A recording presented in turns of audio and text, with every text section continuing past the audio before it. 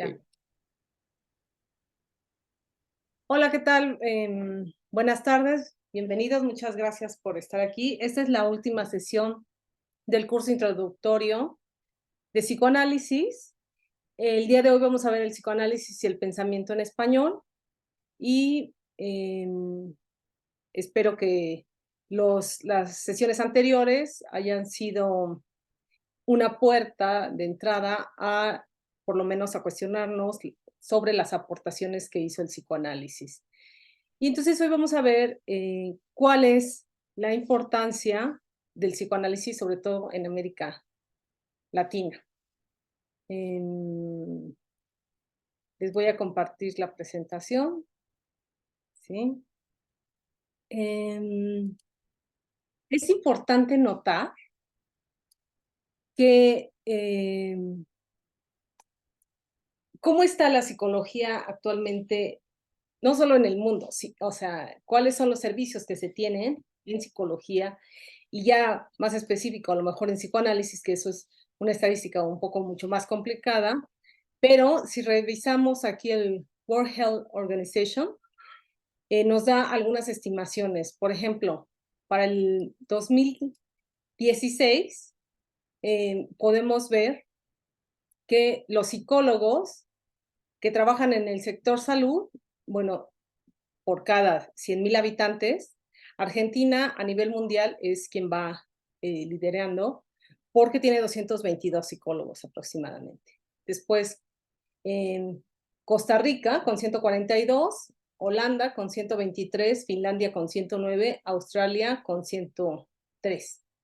Y bueno, ya en América Latina específicamente podemos ver que de los que tiene mayor número de psicólogos trabajando tanto a nivel público como privado, pues es Costa Rica, luego Canadá con 48, Guatemala con 46 por cada 100,000, Cuba 31, Estados Unidos 29, Brasil 12, en Perú tiene 9, que aquí faltó, por alguna cosita se borró, Ecuador 7 y República Dominicana 7. Perú 9, Ecuador 7, República Dominicana 7 y México 3. O sea, entonces vemos que la atención en este rubro pues es realmente pobre, por decirlo menos, y que son muy pocas las personas que tienen la posibilidad de acceder. Ahora, estamos hablando de psicología en general. Si lo ponemos en la cuestión del psicoanálisis, pues todavía es mucho menor, porque México, a diferencia de otros países como Argentina, en donde gran parte del trabajo terapéutico que se da viene de esta formación, en México no, hay muchas corrientes, cognitivo-conductual, humanista, gestal, y por decir las que son de orden desde la psicología, habrá otras que ya como terapias alternativas que también se presentan como una atención y una posibilidad. Entonces vemos que realmente México, pues son muy poco el número de psicólogos trabajando y la demanda también no es la misma. Bueno, veamos aquí brevemente, recordemos un poco sobre la historia del psicoanálisis, ¿no? Tanto para Freud como para Abraham, que hacen una historia del psicoanálisis, la historia remitía a un arma en contra de aquellos que eran los disidentes o que no apostaban por este tipo de tratamiento psicoanalítico. De hecho, esto lo afirma Freud en su libro en 1914, que ustedes tuvieron la oportunidad de leer, en el de contribuciones al psicoanálisis, ¿no? En donde ahí está haciendo una historia sobre la misma. Ahora, el movimiento psicoanalítico, como ideas y prácticas, según algunos historiadores dentro del psicoanálisis, tiene una especificidad tan radical que se separa de las ciencias humanas. Aquí habría que cuestionar porque hasta dónde entonces el psicoanálisis pareciera que pertenece a otro rubro que no está ni en las ciencias ni en las ciencias humanas. Esto lo dicen algunos historiadores del psicoanálisis. Pero al final del día el psicoanálisis se ha ido transformando a lo largo de las recepciones que ha tenido en América Latina y en el mundo en general. y con el diálogo que se va abriendo con diversas culturas. Bueno, aquí tenemos una foto de Freud con algunos de los principales grupos de trabajo, ¿no? De su principal grupo de trabajo. Si recuerdan, vimos en la primera sesión que para 1914, Freud, cuando está hablando sobre el psicoanálisis y un poco sobre la historia, tanto en la presentación autobiográfica, que bueno, nosotros no tuvimos oportunidad de revisar, pero están las obras completas, como en contribuciones a la historia del psicoanálisis, eh, él se pone como este pionero solitario, donde se enfrenta a toda una sociedad que niega este tipo de trabajo, cuando lo que hemos visto es que es todo un grupo que va haciendo aportaciones al psicoanálisis y va poniendo diferentes elementos. Así, la genealogía, dirán algunos, se restringe a ciertos antecedentes y a un grupo de trabajo, pero para autores como para Ben y Ruppers, que ellos hacen una historia del psicoanálisis en América Latina, dice, es una genealogía vacía, porque no les da a Freud el reconocimiento que merecen a cada uno de estos sujetos que contribuyeron, ni los antecedentes que había sobre las ideas del inconsciente previo a la propuesta de Freud. Así, el psicoanálisis es un sistema simbólico en la cultura occidental y sus conceptos son usados de manera amplia. Si bien surge como una técnica y un método especial, ¿no? Recordemos que era específicamente para las neurosis, como una opción a esta negación que se había dado dentro de la psiquiatría, que nada más trataba casos muy específicos de psicosis, y entonces Freud lo propone para las neurosis. Si bien este es el lugar en donde surge, ahora se expande y entonces vemos que lo trabaja el arte, o sea, hay artículos donde específicamente se habla de procesos psicoanalíticos en el arte, además se retoma desde la filosofía para una crítica a la conciencia, ¿no? Recordemos este trabajo en donde está Marx, Nietzsche y Freud como aquellos que cuestionan a la conciencia y en donde pareciera que abren, no pareciera, en realidad abren otro camino sobre el análisis y el porvenir de los sujetos. Entonces vemos que el psicoanálisis desborda su campo de aplicación y hay una creación de diversas redes institucionales que se crean a nivel mundial, asociaciones más apegadas a Freud, asociaciones más pegadas a otros autores, ¿no? Kleinianas, psicología del yo, lacanianas, ¿no? Sobre todo en Francia.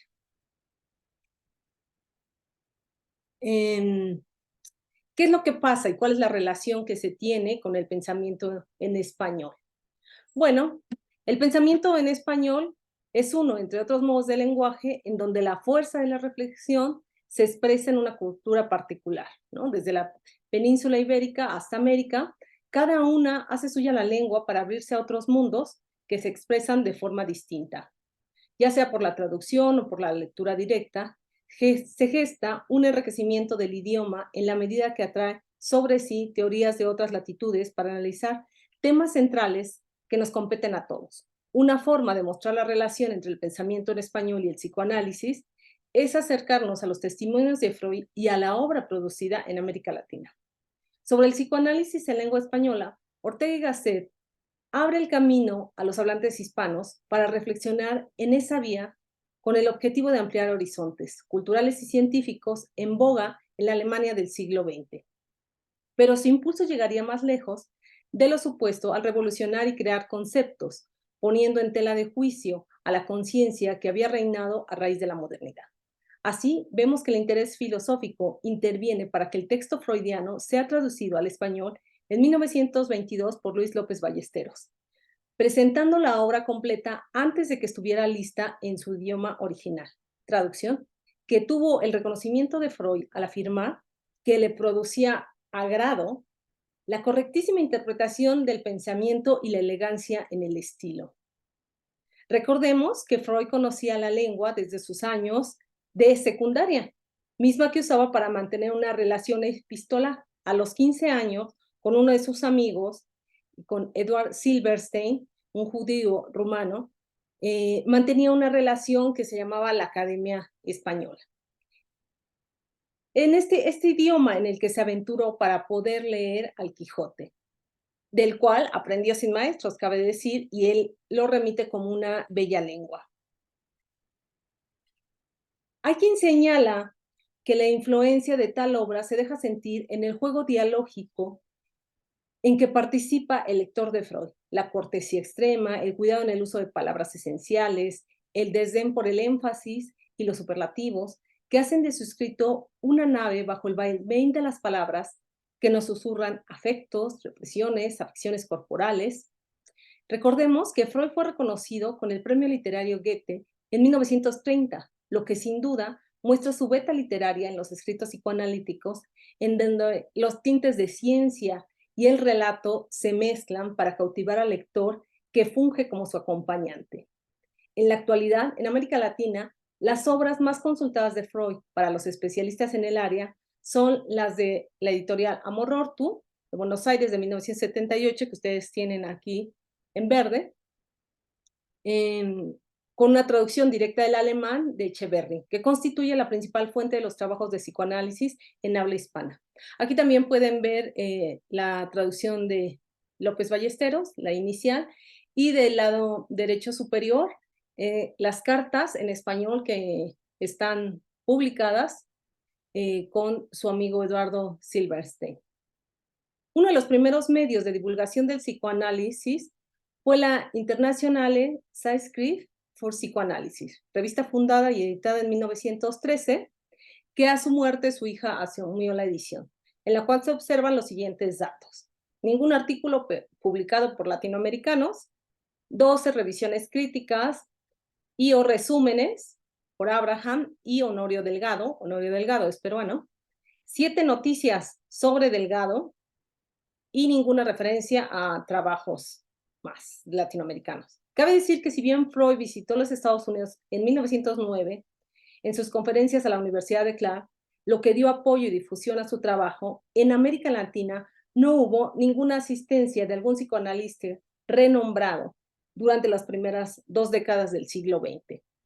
Básicamente el impulso lo dieron los mismos textos y los hombres como Fernando Allende Navarro en Chile en 1925, María Langer en Montevideo en 1937 como refugiada austriaca, Ángel Garba en Buenos Aires en 1938, que se había formado en Berlín, y además él es el primer hispanohablante en publicar un artículo en esta revista Zeitschrift en 1932, y es uno de los principales promotores. Las primeras noticias que tuvo Freud sobre el psicoanálisis latinoamericano, y así él lo afirma, fue por el médico chileno Germán Greve, con una conferencia sobre psicología y psicoterapia en ciertos estados angustiosos, en el Congreso Interamericano de Medicina e Higiene en Buenos Aires en 1910, lo que derivó a una recensión por parte de Freud a su texto en la revista antes nombrada. Esta fue en la Central Black de psicoanálisis, y después de ello no hay noticias de trabajos psicoanalíticos en esta región hasta los artículos de psiquiatría del peruano Honorio Delgado, quien escribía desde 1915 y se titula como médico en la Universidad de San Marcos, en Lima, con la tesis que lleva el nombre Psicoanálisis. Delgado fue el principal promotor del psicoanálisis en América Latina al mantenerse en constante acercamiento a las producciones editadas en Europa. Su interés por el tema y dominio del alemán le llevó al reconocimiento de Freud como su labor en difusión. Fue nombrado tanto Greve como Delgado en por lo menos 3 revistas del psicoanálisis, la Zeitschrift, zur Geschichte y otra que se llamaba Curses Abris del Psicoanálisis en 1946. Ramón León, que es un historiador sobre el psicoanálisis latinoamericano, afirma que la separación geográfica del centro del psicoanálisis y el desconocimiento del alemán contribuyeron a la escasa producción de artículos, así como las citas en las revistas. El seguimiento y su contribución a la teoría psicoanalítica, por lo tanto, se vio limitada. Después de la Segunda Guerra Mundial, los grupos apegados al proyecto freudiano se refugiaron aproximadamente una cuarta parte en Gran Bretaña, tres cuartas partes en Estados Unidos y una minoría en Argentina y Brasil, lo que tuvo como efecto la difusión de estas tesis y la posibilidad de formarse otras corrientes. Una vez trazados los primeros pasos con la obra de Freud, los argentinos tomaron la batuta en el desarrollo de los trabajos sobre los más variados temas y corrientes psicoanalíticas, desde la escuela del yo, las relaciones de objeto, pasando por la vertiente lacaniana, y así se fundaron las primeras asociaciones psicoanalíticas en Argentina en 1942, que más tarde se integró a la Asociación Psicoanalítica Internacional, que es la IPA, ¿no? Internationale Psychoanalyse Vereinigung, que esa surgió en 1910 por Freud, esa fue la original y después se llamó Asociación Psicoanalítica Internacional, y es aquí donde se gestan las contribuciones más significativas del psicoanálisis en la medida que se establecen espacios de estudio. Y bueno, pues eso permite la interpretación y la reflexión sobre la teoría y la práctica. Para 1952, en México, los analistas formados en psiquiatría y psicoanálisis en el extranjero integraron el primer grupo de estudios que se constituyó ante la sesión administrativa del Congreso Internacional de Psicoanálisis en Ginebra.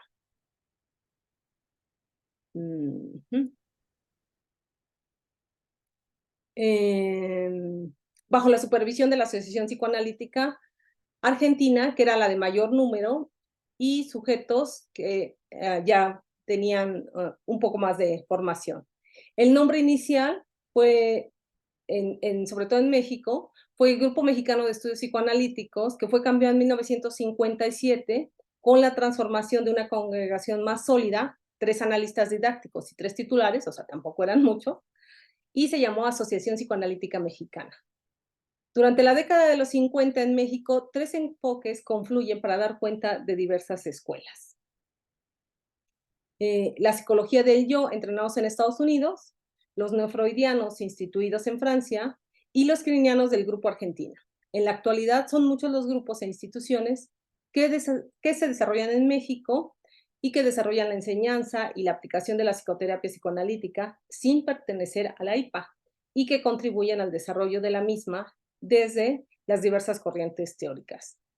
Y lo que habría que notar, más allá del panorama descriptivo del avance formativo del psicoanálisis en América Latina, es cómo los psicoanalistas de habla hispana conforman y desarrollan grupos de pensamiento desde su práctica individual al planteamiento sobre la construcción del sujeto que alimenta la investigación sobre la teoría psicoanalítica. De modo que no podemos entender como un sistema cerrado la propuesta freudiana, sino como un mar de múltiples corrientes por las que se han de transitar para dar cuenta de una cartografía del sujeto, de marcas del cuerpo y procesos que se ajustan a estructuras psíquicas. El pensamiento en español, a este respecto, ha realizado bastantes contribuciones al psicoanálisis bajo el amparo de sujetos como Santiago Ramírez, Armando Suárez, Ramón Parrés, Néstor Brownstein, Juan David Nacio, José Perrés, Carlos Fernández Gauss, Daniel Gerber, Frida Sal, por mencionar algunos, quienes han trabajado diversos temas: historia de instituciones, análisis de casos individuales y grupales, la ampliación de teorías como la angustia, psicosis, neurosis y prevención, los conceptos establecidos por Freud, de Klein, Dolto, Lacan, así como otros, tuvieron efectos en la lengua hispana. Buscaron su lugar bajo una significación que les diera cobijo para dar cuenta de lo acontecido. La estructura de la reflexión se instituye frente al idioma alemán que vio nacer la teoría psicoanalítica. La luz se abre paso al analizar las propuestas teóricas conforme a una práctica que se manifiesta en el diván y que siempre da lugar a preguntas por responder.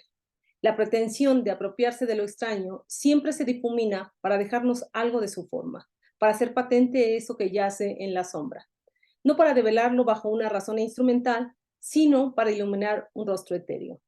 A partir del espacio de apertura que se genera en el juego dialógico entre los hablantes de dos culturas, se da una apropiación ante la tradición eurocéntrica que por un momento pretendió ser el lugar privilegiado para el pensamiento.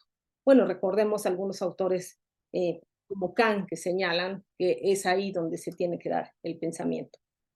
Y así se reconoce la disposición intrínseca del ser humano a la filosofía.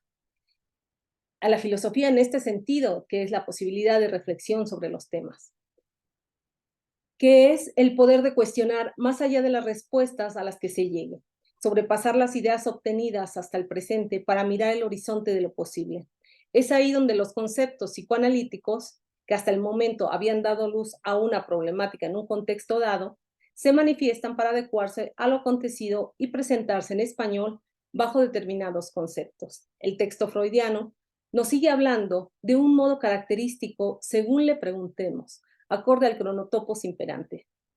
Extraer el néctar de las líneas freudianas y lacanianas al entablar un diálogo que nos guíe por caminos bifurcados para ver los errores y los aciertos, las discrepancias y los encuentros que solo son viables si nos colocamos en el lugar de escucha, una vez puesta sobre la mesa la pregunta que siempre funge como brújula. No puede haber espacio para las ideas dogmáticas en un ambiente que se jacte de cuestionar el orden establecido por la conciencia. El texto y la práctica son las únicas fuentes para llegar a dilucidar parte de la verdad del inconsciente. En este sentido, la práctica en América Latina tiene elementos que aportar a la teoría del sujeto en psicoanálisis. La eucumene, expresión griega para el mundo habitado, se extiende a todo el campo del lenguaje para llevar a cabo un encuentro que transforme nuestras prácticas los unos con los otros. Es reconocer esa fuerza única y común que impulsa el lenguaje, la reflexión que se expresa en cualquier idioma, o en palabras de Gadamer, es la lingüisticidad la que reúne y convoca para despertar tormentas de discursos que nos arrastren al vaivén de la emancipación para nuevamente sucumbir a él. El pensamiento en español encontró limitantes en los inicios de la teoría psicoanalítica para mantener un diálogo constante con los grupos que se desarrollaban. Por desconocimiento de la teoría y la poca formación imperante en los diversos países de América Latina, hubo limitaciones, pero con el paso del tiempo se consolidaron grupos de reflexión que dieron cabida a diversas interpretaciones de los textos freudianos. Y por supuesto, las escuelas.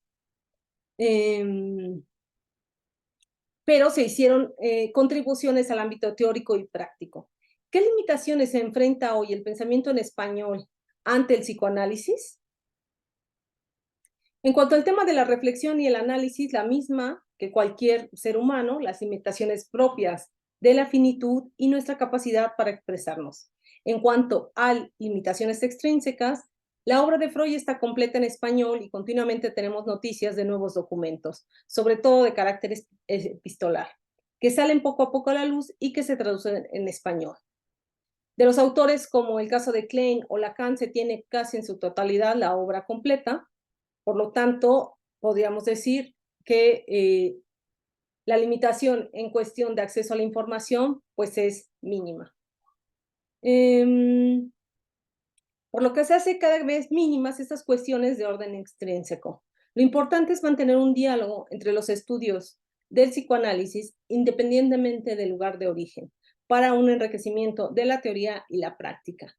Aquí habría que añadir que más allá de lo que los psicoanalistas puedan decir en cuanto ellos mismos sobre su historia, hay que dar apertura a la escucha de la propuesta que hacen historiadores sobre el tema del psicoanálisis y la misma filosofía. Es decir, poder entablar un diálogo entre la filosofía y el psicoanálisis, que si bien ya se ha hecho y tenemos o contamos con algunos textos de filosofía y psicoanálisis y cuál es su relación, o cuáles son los filósofos que influyeron en algunos autores como Freud y Lacan, que además los tenemos en español, esos textos, desarrollados por pensadores, sobre todo en América Latina, estos no son muy bien vistos dentro del ámbito psicoanalítico. ¿Por qué? Porque siempre pretenden hacer una reconstrucción desde adentro y no permiten esta escucha. Entonces habrá que replantear esta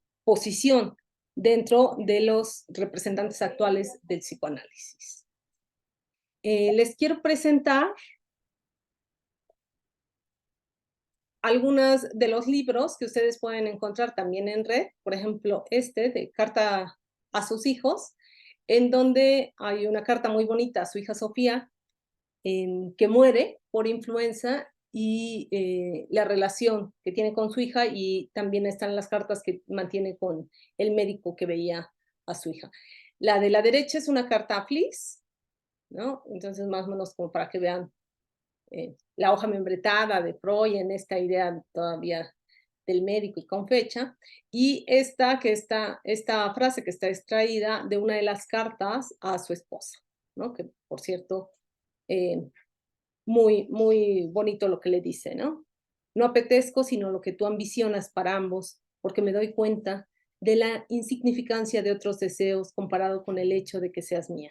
Estoy adormilado y muy triste al pensar que tengo que conformarme con escribirte en vez de besar tus dulces labios. Entonces, bueno, pues aquí también vemos la beta freudiana, ¿no? Y bueno, por algo le dieron el premio Goethe. Hay diferentes textos que nos permiten ver a Freud como ese compañero, como ese amigo y como padre, ¿no? Entonces tenemos cartas de Freud a sus hijos, la de Silverstein, que está en español, a Marta, que es su esposa, este texto también epistolar con Albert Einstein, de Por qué la guerra, en donde, si no mal recuerdo, fue la UNESCO quien los convocó para que hicieran esta relación y poderla expresar al mundo. Y por supuesto hay otras cartas que mantiene con Fliss, con Jung, con Rich y con otros autores del ámbito psicoanalítico para pues disfrutar y ver otro tipo de Freud más allá del de la teoría, ¿no? Pues por mi parte sería todo en este contexto del psicoanálisis en español, y ahora me gustaría escucharlos sobre dudas y comentarios. Aquí Rogelio nos puso en el chat la liga en donde pueden ver la sesión anterior. Muchas gracias. Gracias, Belinda. Yo quisiera preguntarte sobre las traducciones, porque bueno, el psicoanálisis tiene un tema con el lenguaje, ¿no? Y con la terminología, tanto en Freud como en Lacan. Y trasladar a lengua española cuestiones como pulsión o líbido o no sé qué otras podrían ser. Ello, no sé, otras que puedan ser difíciles. ¿Qué implicaciones tendría y si se ha discutido esto? ¿No? Sí, sí se ha Gracias. revisado. Por ejemplo, la primera traducción que hace López Ballesteros efectivamente es una traducción que le gusta mucho a Freud por el estilo literario, muy cercano a lo que él está haciendo, pero hay un descuido, no un descuido, creo que hay una limitante en la traducción y que a la distancia se puede reconocer conceptos como trip, que usa Freud para hablar de pulsión, él lo traduce como instinto, y entonces ahí abre una divergencia fuerte, porque si uno se queda con la lectura de Ballesteros, entonces uno pensaría que Freud está hablando de instintos, y era un poco lo que la segunda sesión Nora remitía, ¿no? Bueno, ¿qué pasa con estos instintos? A lo que yo le decía, Freud no está hablando de instintos, porque precisamente en textos como el de psicología de las masas y análisis del yo, lo que muestra es que la cultura y lo simbólico transforman los sujetos. Por lo tanto, si bien reconoce un proceso biológico que antecede o que está en el sujeto, estos conceptos que pone Freud sobre la mesa como TREP tienen que ser vistos como pulsión, porque están tocados por el proceso de lo simbólico y no por una impronta biológica, que no es que no estuviera en Freud, pero la traducción nos puede perder en el significado. Y eso es lo que pasa en la de López Ballesteros, en donde sí está puesto como instinto, y en esta de Echeverry, que es la verde, ya se utiliza como pulsión. Y además, Triep ya era un concepto que, si ustedes recuerdan, también está en Nietzsche. Y en las traducciones también, en algunos textos de Nietzsche, está como instinto. Y entonces habría que ver cuál es el sentido que Nietzsche en ese momento le quería dar. Lamentablemente no está Dani aquí, que es como una de las especialistas en Nietzsche, como para que nos dijera, ¿no? Ni Greta tampoco vino hoy, pero ese es un concepto clave, y que en América Latina ha creado puntos problemáticos, sobre todo ese de Trier, ¿no? Y entonces por eso es que los psicoanalistas leen sobre todo en amor roto, ¿no? O sea, cuando tú vas a los cursos de psicoanálisis, se trabaja en amor roto, no en la de López Ballesteros. López Ballesteros es, bueno, como la traducción bonita, pero que pues limitada en ese aspecto. Y pues, ¿qué más decir? Sino, bueno, leer a Echeverry y que además gran parte de la obra de Freud pues, está en español, o sea, están, que son 24 tomos, ¿no?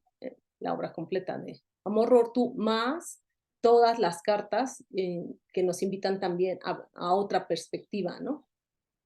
Que habrá quien diga que en realidad lo que se ha hecho es construir en lengua española un nuevo vocabulario para hablar de estas cosas, porque pues es como si fuera otra, no quiero decir otra teoría, pero como si se volviera a nombrar todo de nuevo, ¿no? Y lo difícil es hacer que empaten como lo que quiere decir Freud con lo que se está de alguna manera diciendo con las resonancias que se están. Claro, hay una creación de nuevos conceptos para el psicoanálisis, que en algunos casos no está tan distante, pensemos en el concepto de sublimación, pero por ejemplo el de pulsión sí es un concepto que, bueno, pues se tiene que repensar y ver cuál es el significado que le está dando Freud para poder plantearlo. Entonces, efectivamente, se abre toda una serie de un vocabulario nuevo que se aplica a estas mismas cuestiones y además que, como decíamos en la primera sesión, el psicoanálisis y los sujetos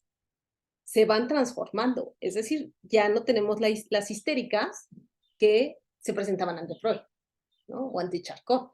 Ahora hay otros procesos porque hay otro tipo de enfermedades y que, sin embargo, también se tienen que ir trabajando en psicoanálisis. Aquí está una fotografía de Viena eh, sobre el consultorio de Freud, que era donde recibía a los pacientes y los muebles fueron dados por su hija, porque bueno, pues como ustedes saben, Freud se lleva todas las cosas a Londres y entonces pues aquí se queda vacío y cuando quieren armar el museo, pues realmente tienen muy pocas cosas.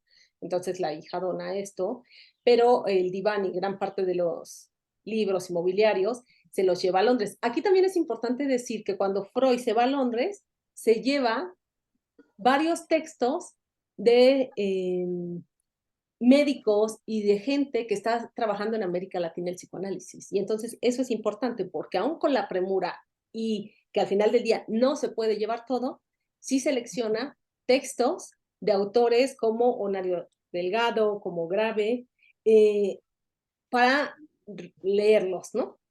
Y de Mariano también. Esta carta que está aquí es al doctor Mariano, que es chileno, y entonces vean que le escribe en inglés, Freud, ¿no?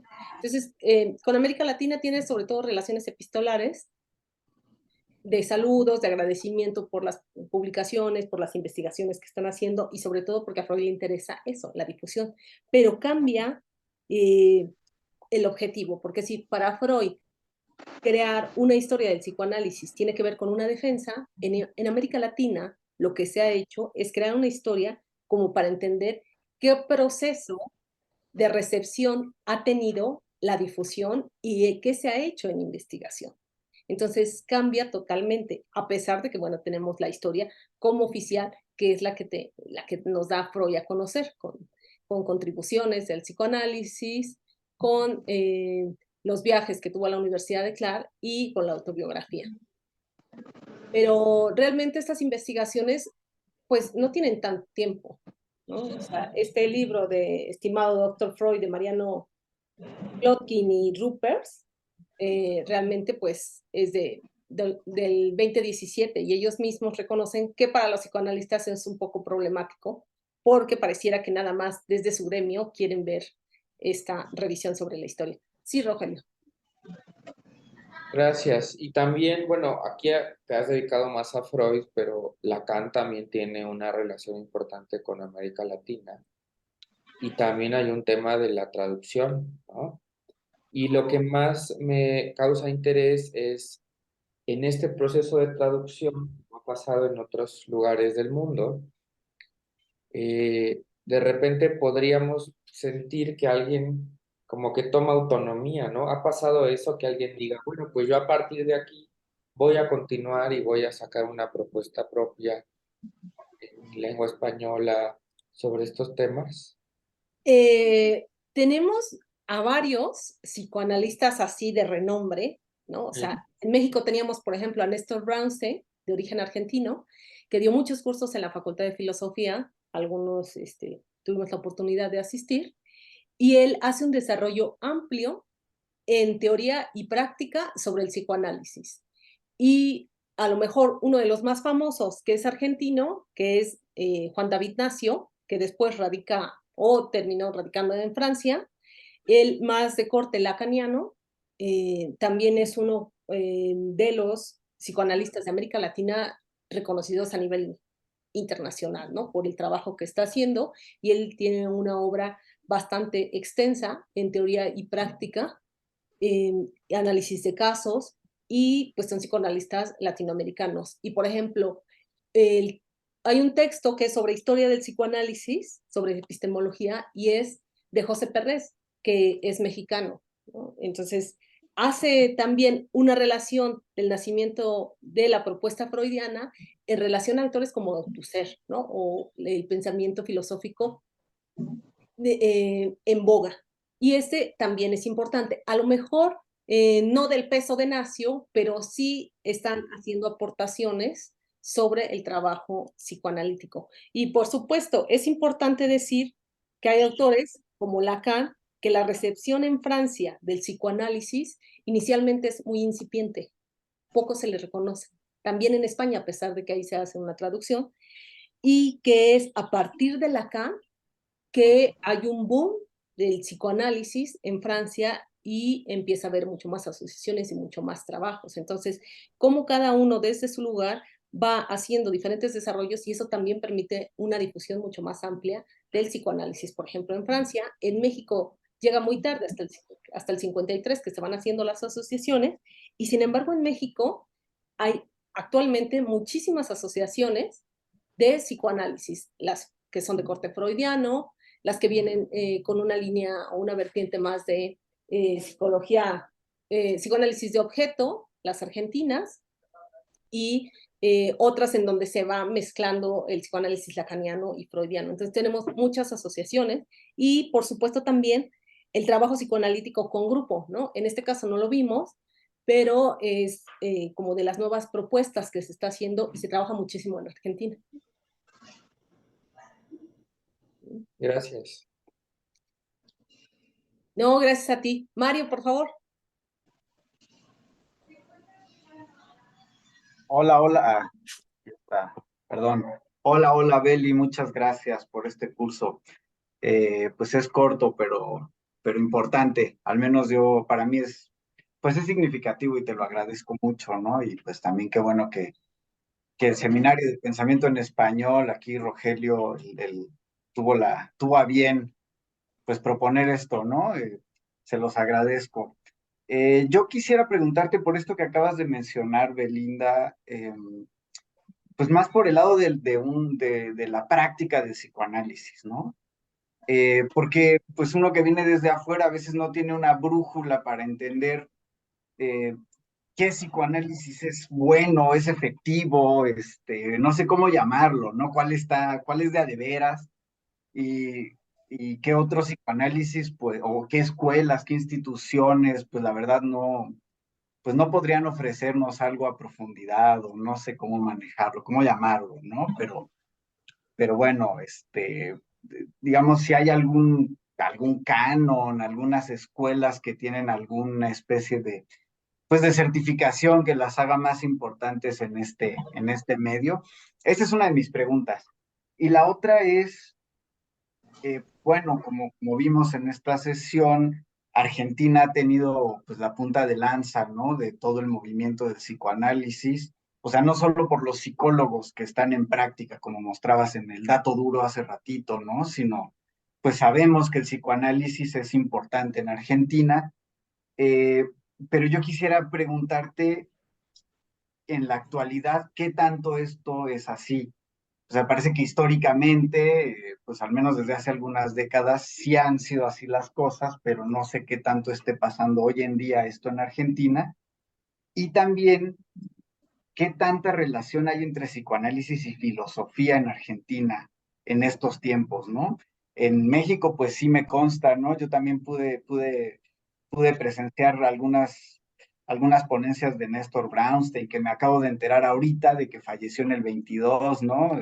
Por ejemplo, ¿no? Y pues sí hay trabajo aquí, pero no sé qué tanto haya en relación con la filosofía de trabajo allá en Argentina. Entonces, esas serían mis dos preguntas y nuevamente te agradezco mucho y pues al Seminario de Pensamiento en Español también.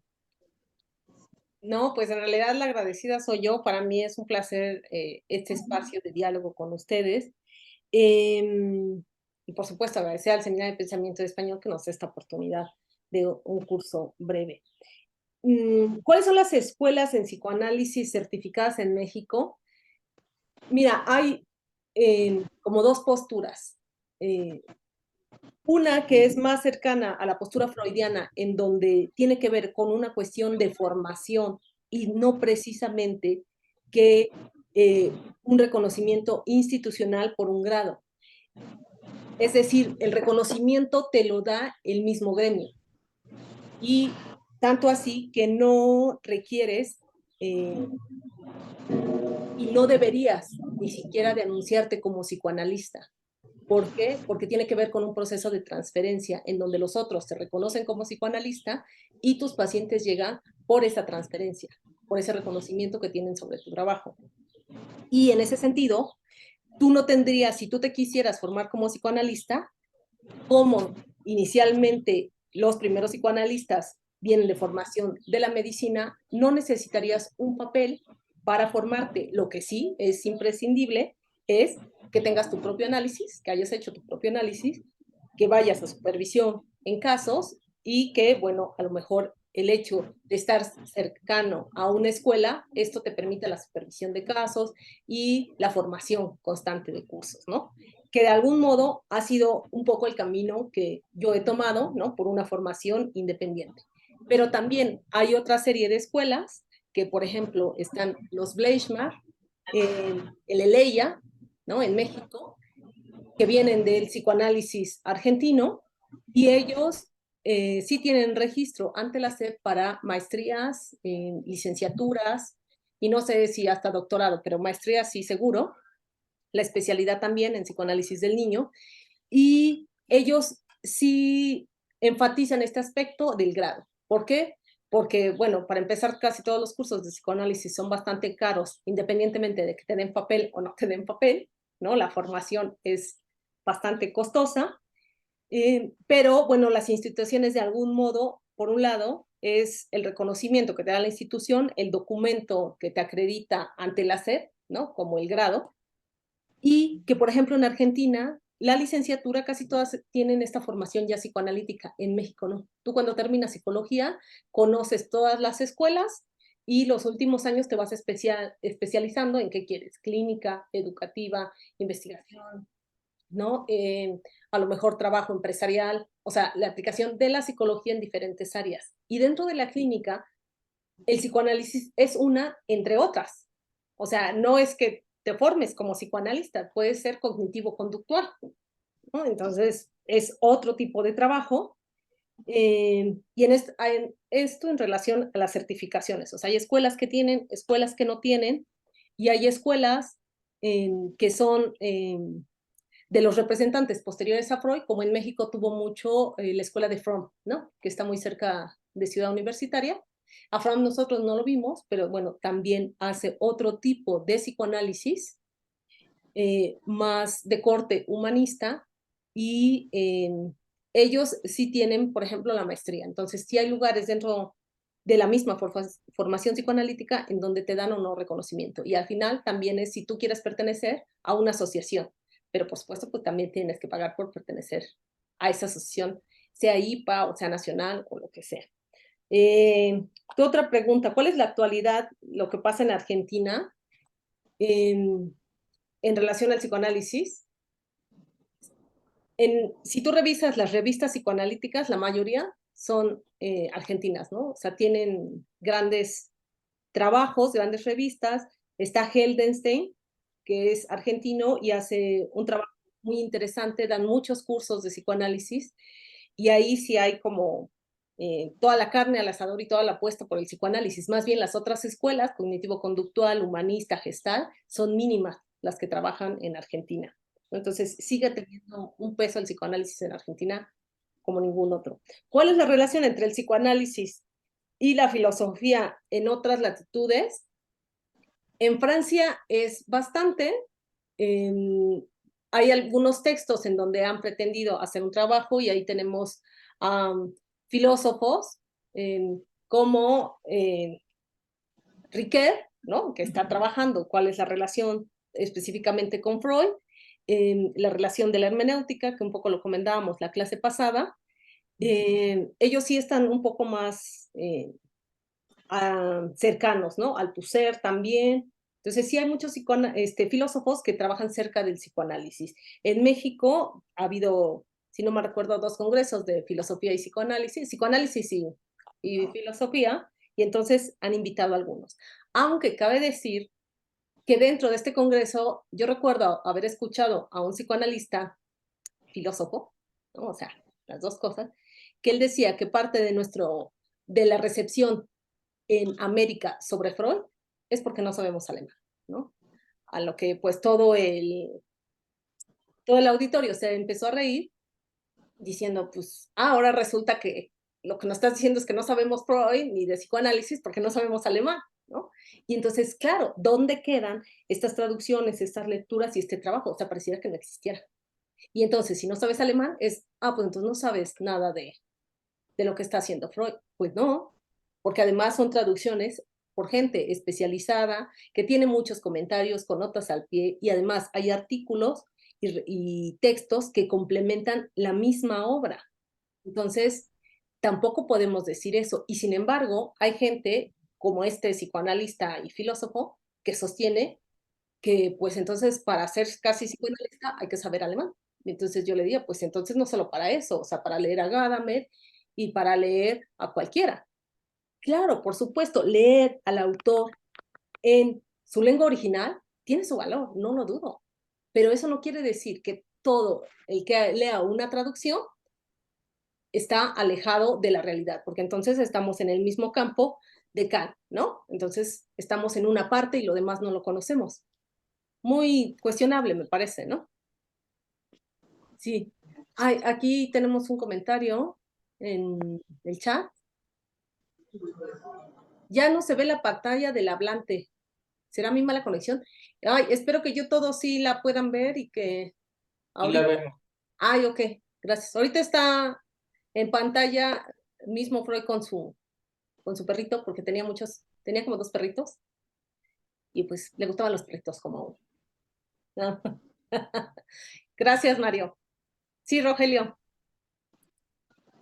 Oye, ¿qué pasa entonces con las críticas de Popper también al psicoanálisis como un discurso que no puede ser refutado?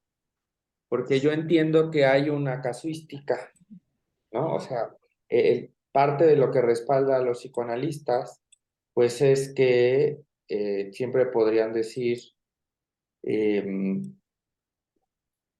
lo he comprobado en muchos casos, 200, 300 casos en mi consultorio, ¿no? Pero es una relación tan íntima, es una relación tan fuera de la vista de la gente, ¿no? Además tan particular, que habrá quien diga, sí, pero es tan personalizado que no podemos sacar conclusiones generales, ¿no? Y Popper ahí no solamente criticaría esto, sino diría, y el psicoanálisis cuando no funciona, por ejemplo, siempre encuentra la manera de defenderse y decir, sí funcionó, pero funcionó diferente, ¿no? Y que ahí hay un problema epistemológico del psicoanálisis. Yo aclaro que ahí me gusta el psicoanálisis, hay una relación interesante entre en la sesión de análisis, ¿no? Con uno mismo, con el analista, con el espacio, lo que quieras. Pero mi parte más filosófica me dice que aún esa experiencia personal del psicoanálisis, pues sí tiene dificultades epistemológicas, ¿no? Sí, Entonces, ¿qué claro. podrías decir al respecto? Gracias. Sí, no solo Popper, sino toda la filosofía de corte positivista y más analítica, eso le cuestiona al psicoanálisis. A ver, ¿dónde está tu réplica? ¿Dónde está ese método? Y lo único en lo que se basa el psicoanálisis, es decir, el método y la técnica que yo utilizo, se valida dentro de la misma. Claro, es un círculo, podríamos decir, y entonces la epistemología, en el sentido en que no puede ser replicado estos procesos, que hay quien diría que sí pueden ser replicados los casos psicoanalíticos o ciertos procesos que se dan en los casos psicoanalíticos, sigue siendo un problema. Pero es un problema que como tal al psicoanálisis no le interesa validarse epistemológicamente ante las otras ciencias humanas, por un lado. Y por el otro,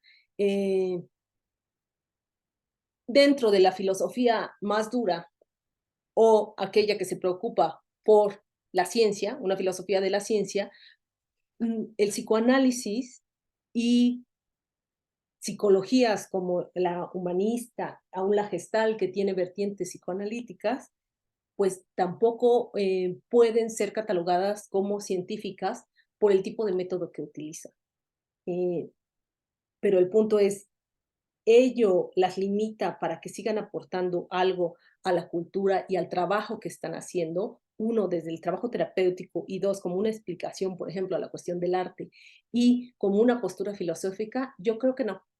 O sea, no le interesa validarse, pero no solo es que no le interese, sino que sigue trabajando en su propuesta y desarrollando y ampliando sus campos de intervención, más allá de un problema epistemológico que lo tiene desde sus orígenes, por supuesto, ¿no? Entonces, ante el cuestionamiento de Popper, que el discurso no puede ser refutado, bueno, pues sí, habría que darle la razón a Popper, ¿no? Efectivamente, el discurso no es refutado, pero tampoco tendría, pero el psicoanálisis no tiene el objetivo de volverse una ciencia. Podríamos decir que es una disciplina más cercana a un cuestionamiento sobre la conciencia, en donde hay un reconocimiento de procesos que parecen velados y que de algún modo también constituyen al sujeto en relación al lenguaje. Te acercaría más a lo que Adot llama como un ejercicio espiritual, más que como un, ¿no? Es que ni siquiera sé si es un ejercicio espiritual, porque un ejercicio espiritual estoy pensando, por ejemplo, en un tipo más religioso, y tampoco No, lo no, es así. porque estamos hablando espiritual como en la antigua Grecia, por ejemplo, como el diálogo mayéutico Claro, socrático. en ese sentido puede ser, pero no en el sentido religioso. Y sin embargo, cuando tú ves dentro del gremio del psicoanálisis a gente que no se cuestiona los postulados lacanianos, pues dices, esto no es religión, espérame. O sea, es una disciplina que tiene que estarse renovando y solo se renueva conforme existen las preguntas y conforme se replantea el trabajo que se está haciendo aquí. Porque además hay otro problema y es cuál es el resultado que se está esperando, ¿no? O sea, cambia según cada persona, no es el mismo resultado, ¿no? O sea, lo que no quieren es crear una subjetividad concluida exactamente igual para cada persona que se analiza, sino cuesta trabajo generalizar cuál es el resultado definitivo de una serie de sesiones, ¿no? Para decir Claro, que fueron exitosas. y a esta pregunta, Freud tiene un texto que tiene que ver con el fin de análisis y el mismo Lacan, ¿no? Y entonces, que me parece que lo comentábamos en la primera sesión, es cuando llega el fin de análisis. Y Lacan dice, el fin de análisis llega cuando el sujeto se puede sentir contento con lo que tiene y afrontarlo, ¿no? O sea, entonces tú ya como analista ya te tienes que hacer a un lado y dejar que ese sujeto siga su vida, ¿no? De la mejor manera. Y por supuesto, el fit de análisis para Freud tendría que ver con esto de sentirse mejor. Y además, releyendo a Freud, porque ahorita a la distancia no es lo mismo cuando yo lo leí hace 10, 15 años, ¿no? En una formación, que ahorita con una formación filosófica que te permite otra lectura. ¿Y por qué traigo esto a colación? Porque releyendo cartas, o sea, ayer estaba leyendo una carta en donde le escribe a su hija, donde le escribe al médico de su hija, una vez que ha muerto Sofía, porque ella muere por influenza, pero además estaba en un embarazo no deseado, y entonces él le comenta a su médico, al médico de su hija, eh, los médicos tendríamos que replantearnos nuestro lugar ante un embarazo no deseado y cómo eso repercute en la salud de las personas. Por supuesto, entonces aquí está abriendo la puerta para una época en donde, por supuesto, que no pueden abortar, es cuál es la responsabilidad médica para ayudar a un paciente que está en riesgo. ¿Por qué? Porque ha decidido que ese embarazo simplemente no es un embarazo deseado. Que en este momento nosotros podemos decir, claro, tiene que ver con los derechos humanos, pero para su momento es revolucionario, ¿no? Lo que está diciendo. Y por supuesto que fue una Que carta. ahí habría otras lecturas por hacer, que no son las lecturas canónicas, buscando la técnica, digamos, de análisis. Exacto, y que nos permite ver a otro Freud más allá de los textos establecidos, ¿no? Algo que tiene que ver con su vida cotidiana, pero además problemas que afectan a todos, ¿no? Y sobre todo afecta a la mitad de la población femenina ante un embarazo no deseado. Claro. Bueno, yo tengo otra pregunta, pero voy a dejar espacio a que participen los demás y luego regreso. Sí, muchas gracias. Compañeros, si alguien más quiere, y si no, bueno, aquí les paso también la última diapositiva, que es donde están los restos de Sigmund Freud en Londres, y la vasija en donde están los restos de Freud era una vasija del mismo Freud. Como ustedes ven, es una muy bonita, de estilo griego. Quién sabe si sea una original, porque el mismo Freud tenía cosas originales y réplicas, ¿no? Pero entonces, si van a Londres y van al panteón judío, pues ahí van a encontrar los restos de Freud. Pues ¿Qué yo más? voy a preguntar porque no, creo que no le veo las manos levantadas. No, yo tampoco veo manitas. Fíjate que al final del malestar en la cultura, que es otra ruta de... Ah, bueno, Gabriel, pero ya estoy hablando, así que ahora me va a esperar, Gabriel. Al final del malestar en la cultura, que es un texto interesantísimo de Freud, pero que va como en otra ruta tal vez de otros textos, hay un pasaje interesante donde Freud dice, ¿y por qué en la cultura se ha prohibido el trabajo sexual? ¿No? Y dice Freud, ¿por qué no produce? ¿Por qué no produce cultura? Esa es la respuesta de Freud. Y ese es un pasaje que yo he discutido mucho, sobre todo en seminarios que tienen que ver con feminismos, abolicionistas y todas estas discusiones, porque hay feministas que piensan que se tienen que abolir el trabajo sexual y hay feministas que piensan que no se debe abolir el trabajo sexual porque es un signo de autonomía y de mi cuerpo, mi decisión, etc., ¿no? Y lo interesante de Freud es que no lo responde desde una cuestión moral. Freud no dice porque es malo o porque genera un trauma, ni siquiera médico, ¿no? O sea, va a generar una patología, no. Dice Freud, ¿por qué se ha prohibido el trabajo sexual? Porque no genera cultura. Entonces yo quería saber tu comentario sobre este punto. Gracias. Claro, literalmente es porque uno tiene relaciones sexuales, pues por placer, es lo que está diciendo Freud, ¿no? Pero no produce nada. O sea, es un tipo de trabajo, podríamos decir, un trabajo improductivo en ese sentido, pero productivo en cuanto le genera al cuerpo placer. Y bueno, ahora sabemos por los estudios fisiológicos y biológicos, toda la producción de endorfinas y el placer que genera a nivel neuronal, o sea, físico, pero bueno, por una cuestión neuronal. Y por supuesto, hablar de abolirla o no desde el feminismo, pues en dónde y de qué tipo de prostitución estamos hablando o de trabajadores sexuales, como algunas feministas prefieren llamarlo, porque es eso, un trabajo, ¿no? Y no es lo mismo el que se lleva a cabo en Holanda que el que se lleva en México o el que se lleva una prostitución ya más de orden donde hay esclavitud, donde no tienen ellos un ingreso y otras que lo generan por una cuestión de voluntad. Entonces, sí es un tema problemático, pero efectivamente Freud nos da otra postura sobre la sexualidad y además le da apertura a algo que para su siglo era muy problemático. Existe sexualidad infantil, esta de algún modo y la relación que tenemos con la familia y con las funciones de los padres determina nuestro actuar y, por supuesto, cómo participa todo ello en una cuestión cultural a partir de la sublimación, del concepto de sublimación, en donde aquí lo que importa sí es esto, la producción, la creación, ¿no? Que se refleja en la literatura y en el arte. Sí, pero hay gente que dice, escuchar un poema y, no sé, recurrir al trabajo sexual de alguien, pues podrían ser equivalentes, o sea, es igual de inútil escuchar un poema que recurrir al trabajo sexual. O sea, te estoy diciendo lo que han discutido conmigo la gente, ¿no? O gente que hace, no sé, no sé, es que se me ocurren muchas cosas, baile tahitiano, o sea, ¿qué diferencia realmente bailar danzón o bailar baile tahitiano o bailar el tubo? Del trabajo sexual realmente, ¿no? O contratar un mariachi, la gente que toca el mariachi, bueno, o sea, ¿no? O sea, estaríamos también dentro de esta, ¿qué está pensando ahí Freud por cultura? Este es un pasaje a mí que me parece muy interesante y que me parece que tendríamos que reflexionarlo mucho en estos momentos.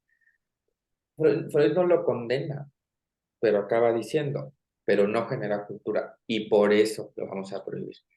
Y yo cuando platico con esto con la gente me dicen, pero hay una cultura de la sexualidad, claro que hay una cultura de sexualidad y claro que es una industria, Ah, claro, ¿no? pero no para esta época, ¿no? Ok. O sea, Pero no para entonces la Freud época diría de algo Freud. distinto, es lo que me estás diciendo. ¿Mande?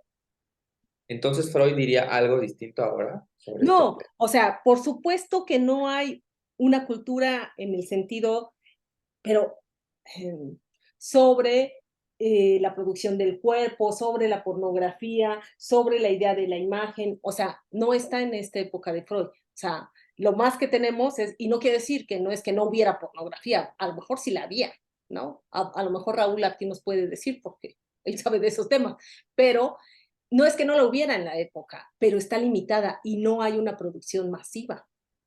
Lo importante aquí es eso, cómo está viendo Freud la cultura como esta sublimación de la libido, en donde la energía es para beneficio no solo de un sujeto, sino para beneficios de todo. Y la diferencia entre escuchar un poema es lo que el poema podría decir, ¿no? Y en el otro, o sea, por un lado hay un lenguaje y por el otro estamos hablando de actos. Y en psicoanálisis se hace una diferencia muy clara entre lo hablado y el acto.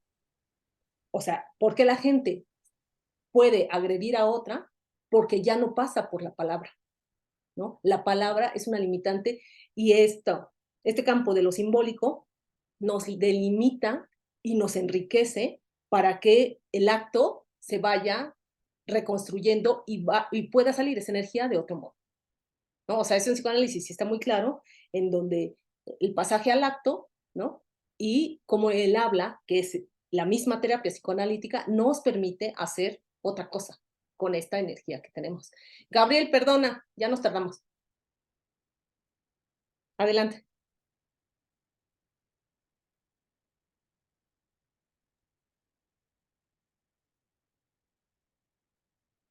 Pero no te oímos, Gabriel. Ahí voy. Ahora sí me escuchan. Sí. Pues yo tengo muchas dudas. A diferencia de Rogelio, yo más bien he de confesar que siento mucha desconfianza por el psicoanálisis, pero trato pues un poco de superar, ¿no? Esa desconfianza y yo creo que no está mal el poner en cuestión cosas propias y de los demás. Entonces, pues tengo varias dudas. Más o menos ya se ha tratado. Rogelio lo formuló como si hay un interés de una justificación epistemológica. Yo ya había comentado en la primera sesión, y no sé si en la sesión pasada, en algún momento que se me haya pasado, se haya hecho referencia a, pues, a si hay desarrollada como tal una ontología que pudiera sustentar el psicoanálisis. Digo, porque sí, en particular, pues sí, se puede cuestionar varias cosas, ¿no? Pero es importante también tener una vista general. Y bueno, eso. Y finalmente, igual si hay algunas referencias, bueno, a mí el tema de la mente, así en general, más allá del psicoanálisis, de la psicología, me parece un tema muy importante y en el que hay mucho que desarrollar, ¿no? En nuestro campo está la filosofía de la mente, que en últimos años pues ha tratado de converger con lo mucho que está señalando las neurociencias. Entonces, no sé si haya convergencias o la posibilidad de convergencias entre la filosofía de la mente y el psicoanálisis. Más allá de lo que sí, ciertamente, al igual que otros campos, pues el psicoanálisis nos sugiere, nos indica, nos señala problemas, ¿no? Y cosas a explorar, como ahorita lo ejemplificó Rogelio con la noción de cultura, pero en convergencias directas. No sé, que haya planteamientos de filosofía de la mente que concuerden así directamente con lo que plantea el psicoanálisis y al revés. No sé si pudieras abundar un poquito. Muchas gracias, Gabriel. Bueno, tu primera pregunta, si existe una ontología en el psicoanálisis, creo que podemos encontrar una ontología cuando pensamos la importancia del lenguaje. Y esto, si bien ya estaba en la interpretación de los sueños, el chiste y todos los elementos que va haciendo Freud para enfatizar el lenguaje, o sea, con los conceptos de condensación y desplazamiento que después van a ser retomados por Lacan, me parece que ahí podríamos encontrar una beta ontológica en relación al lenguaje.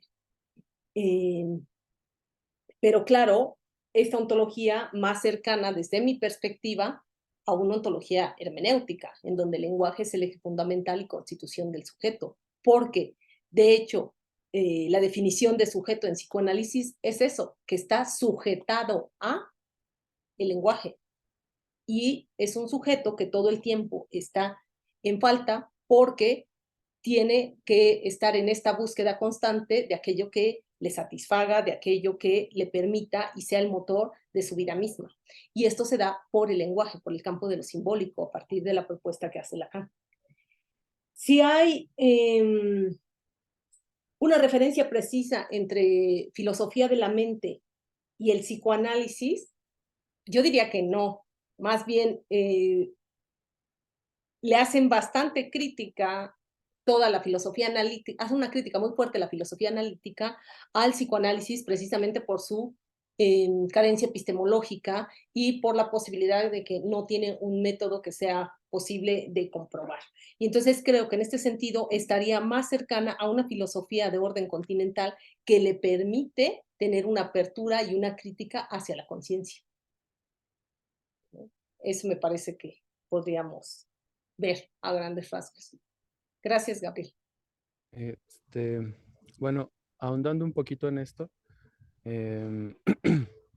y más bien ahora echando la bolita a la filosofía de la mente, yo creo que se debe, probablemente ya esté ahí en ciernes, una filosofía de la mente que no sea analítica, ¿no? Y pensando en eso, también con todo lo que en específico en esta sesión se estaba tratando, y también, bueno, lo formularé a modo de otra pequeña pregunta, que es un problema que la analítica difícilmente puede abordar por completo, que es la cuestión de una perspectiva colectiva de la mente, o sea, la comunicación y la mente más allá del individuo, ¿no? Y digo esto porque hasta ahora lo planteado parece que, y no, o sea, no necesariamente está mal, pero me parece, y ya tú me responderás, que el psicoanálisis pues está muy enfocado en el individuo, ¿no? En la mente, en el sujeto individual, o no sé, o sea, si ya también haya algunos planteamientos que traten de ir más allá de eso. Sí, hay psicoanálisis que trabaja terapia de grupo, entonces eso es algo distinto a lo que a la propuesta original freudiana, ¿no? Y por supuesto le interesa reflexiones en cuanto a lo social y a la cultura, precisamente en estos textos de psicoanálisis y el, el de las masas, ¿no? El malestar en la cultura, y ahí sí se pregunta por cuestiones generales que acontece en una comunidad. Pero su trabajo principal siempre será el trabajo terapéutico del analista y analizado, ¿no? O sea, esa es la base y las otras son como otras perspectivas, uno para analizar la cultura y dos, ya técnicas muy específicas con trabajo de grupos o con trabajos infantil, pero bueno, al final del día ahí también es de uno a uno, ¿no? Entonces, sí, en ese sentido, pues a lo mejor podemos decir que está limitado, ¿no? A ese aspecto porque es eso, una terapéutica dirigida para un sujeto en específico, que bueno, sí se puede ampliar a grupos, ¿no? Sí, pero no quiere decir que no pueda tratar otros temas, ¿no? Como la cuestión de lo social. Ok, gracias. No, gracias a ti, Gabriel, por tu participación. No sé si tengan alguna otra duda o comentario que quieran ver.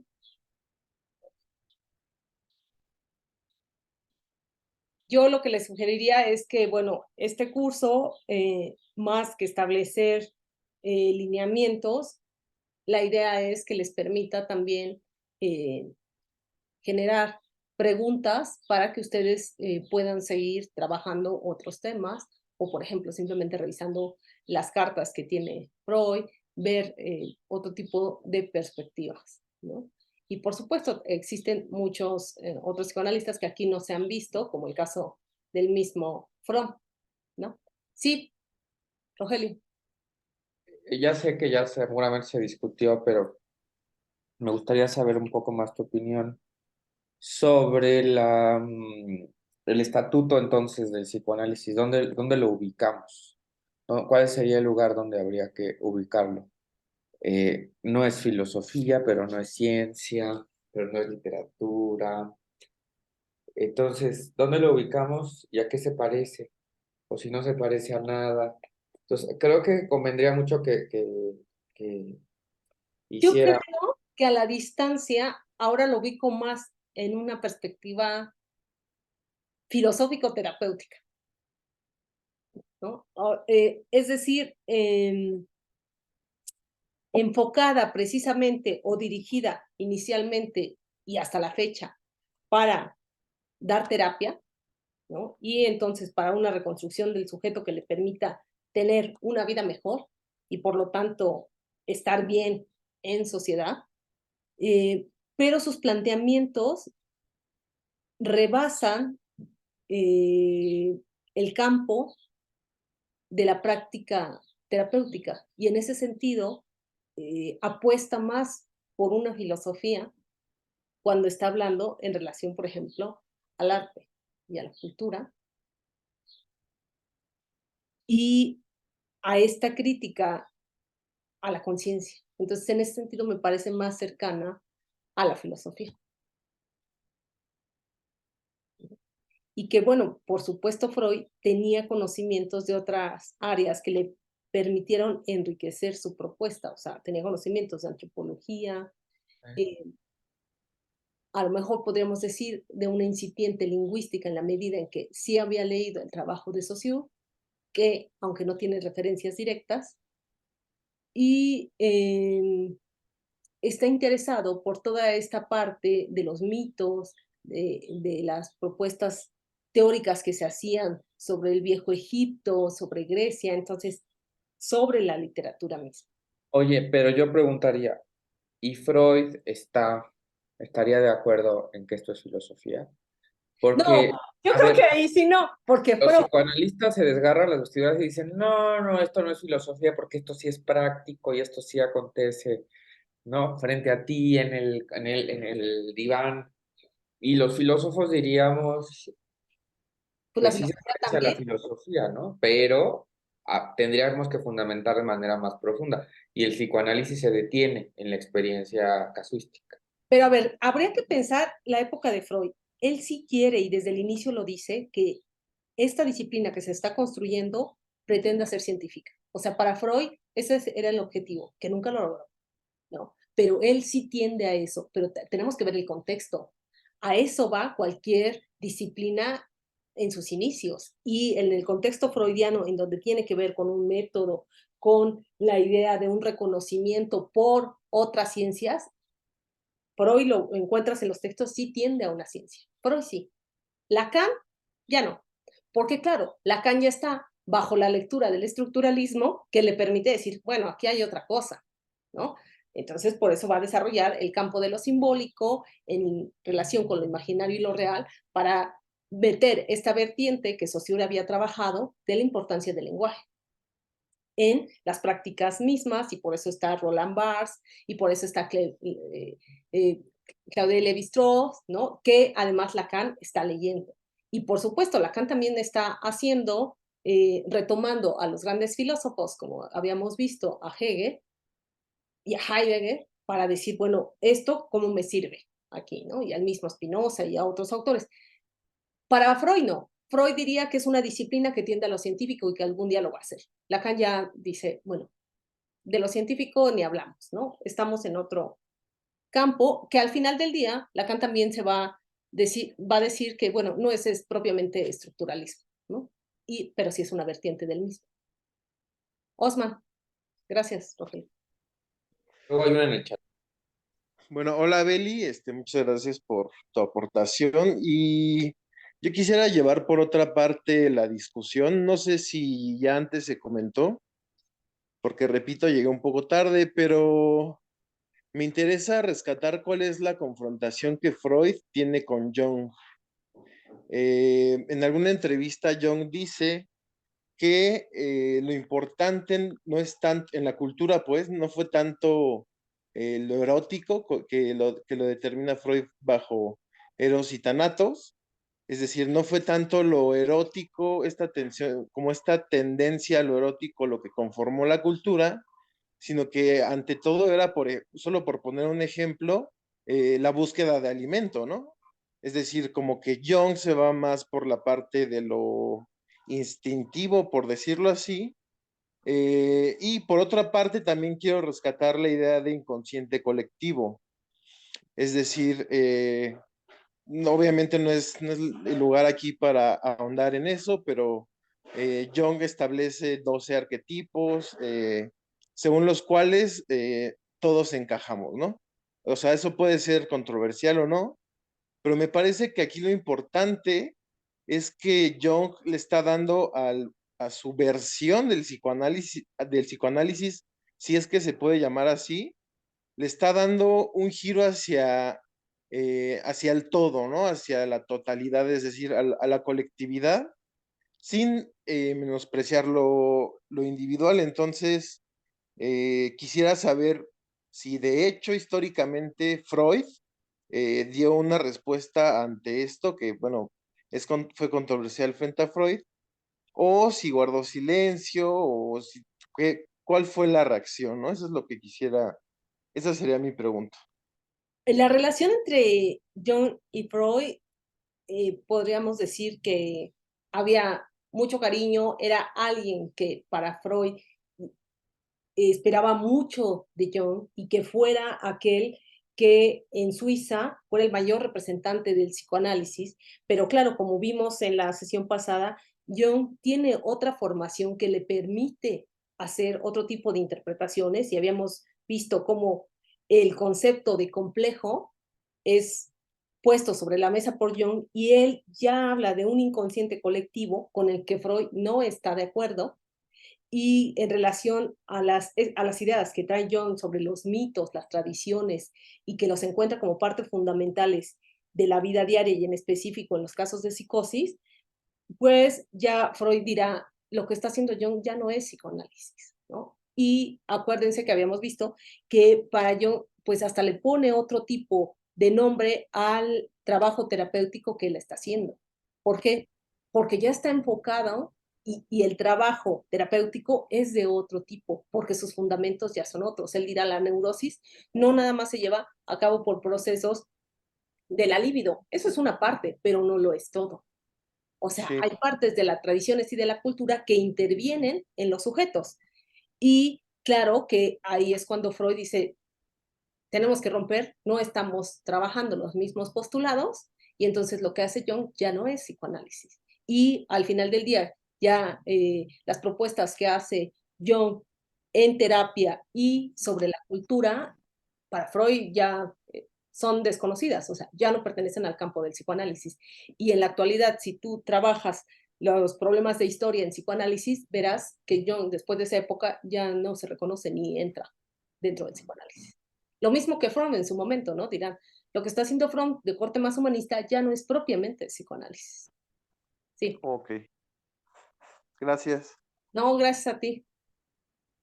Había un comentario aquí en el chat de Claudia.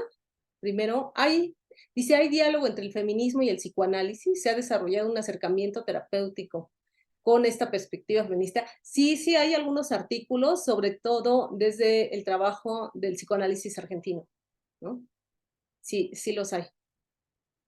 Fernanda, a mí me sorprendió mucho la lectura de Galen Rubin, Tráfico de Mujeres, que se apoya en una lectura histórica antropológica apoyada en el psicoanálisis. No conozco el trabajo de Galen Rubin, pero efectivamente parte de la teoría del psicoanálisis se aplica a problemas contemporáneos, ¿no? O sea, eso también nos habla de cómo esta teoría ha permeado más allá de una práctica terapéutica psicoanalítica de uno a uno, ¿no? Gracias, Fernanda, sí. Y Claudia, sí puedes encontrar en algunas revistas esa relación, por supuesto, ¿no? Y las problemáticas de género. Que en algunas cosas se puede ver las ideas iniciales de Freud sobre la diferencia de género y después cómo se va transformando. Precisamente esta carta, sería bueno que la revisaran, esta carta que él le responde a una madre sobre la homosexualidad es muy bonita, ¿no? Por las ideas que él tiene, que además son totalmente distintas y cuestiona el hecho de que se les castigue, uno legalmente, con base a un juicio moral, ¿no? Entonces, en ese sentido, como decía Rogelio, sobrepasa estas ideas de la época, ¿no? Y de carácter moral. Pues por mi parte sería todo. Yo les agradezco mucho su participación. Me da las gracias, Claudia, en el chat. Muchas gracias a ti, ¿no? Por mi parte sería todo y bueno, pues espero que les haya gustado y que les haya aportado algo, ¿no? Por lo menos para hacer una... Muchas gracias, Belinda. Yo creo que todos hemos aprendido mucho. Nos quedan muchas preguntas todavía, ¿eh? Nos quedan muchas cuestiones por pensar y algunas pues que no se van a responder fácil tampoco, ¿no? No es así de que no se quieran responder, sino que está un poco más complicado. Pero bueno, pues vamos a tener que concluir porque pues ya pasaron las cuatro sesiones. Esperemos que más adelante podamos seguir dialogando contigo en este tenor. Y nosotros pues seguiremos, recuerden, los que estamos en el Seminario de Pensamiento en Español, pues vamos a seguir en el seminario en las siguientes sesiones. También por ahí está Juan, a ver si nos ayuda a poner de nuevo el registro para que todo el mundo creo que hoy no lo pusimos, Juan. Sí, ahorita lo busco. Para que antes de irnos, por favor, todo el mundo registre su asistencia y podamos mandarles su constancia a su correo electrónico. Si yo tengo duda de alguien, le preguntaría a Belinda si lo vio o no lo vio aquí en el curso, ¿verdad? Y pues de nuevo decirles que el Seminario de Pensamiento en Español ya cumplió más de 10 años, estamos ya en nuestro 11º año, y ha sido un espacio donde intentamos que cada año haya tanto un curso como que ha sido ya de muchos temas, como las propias participaciones cotidianas que tenemos todos los miércoles de 4 a 6 y donde todo el mundo está invitado y muchos de los que están aquí, de hecho, ya son parte de este seminario. Entonces, pues le agradecemos mucho a Belinda. Por favor, no nos vayamos sin poner nuestra asistencia en el link que se está poniendo ahorita. Quienes nos están viendo en el video, le voy a pasar a Belinda en este momento el enlace a su WhatsApp para que por favor se los comparta si por alguna razón hoy no pudieron estar, que es el caso de algunas colegas por ahí que les mandamos saludos. Y estamos en espera de pues de que cualquier cosa los digan, pero intentaremos tener sus constancias la próxima semana para que ya todo el mundo esté con la constancia de que estuvimos en este curso. Entonces, vamos a darle las gracias a la doctora Belinda Ortiz por este magnífico curso, y quería que nos tomáramos una foto, a ver quién se pueda poner para nuestras redes, porque si no hay foto no pasan las cosas, es que ya es así ahora el mundo del video, ¿verdad? Entonces los que puedan, vamos a pedirles que aparezcan, ¿verdad? Para que nos veamos, y vamos a tomar, ay, ¿cómo estás, Roberto? Hace mucho que no te veo desde que estabas en la coordinación, y vamos a tomarnos una foto. Déjenme acomodo, siempre salgo muy bien. Déjenme ver, aquí no sé muy bien cómo tomar la captura, pero lo voy a intentar. No, ahí no era. Un poco de ahí. Ya, encontré dónde. Ok, prepárense, ¿eh? 1, 2. Ay. Otra. Muy bien. Muchas gracias a todos y todas por su participación. Belinda, muchas gracias por habernos dado Muchas gracias. De todas maneras, después pongo la liga en donde, para los que no estuvieron, para que consulten el video. Muchísimas gracias. Para que se lo pase a la doctora. Gracias. Escríbeme, Roberto, ¿eh? Nos vemos. Cuídense. Chao. Muchas gracias, Beli. Gracias a todos. Muchas gracias. Hasta luego. Muchas gracias, hasta luego. Muchas gracias.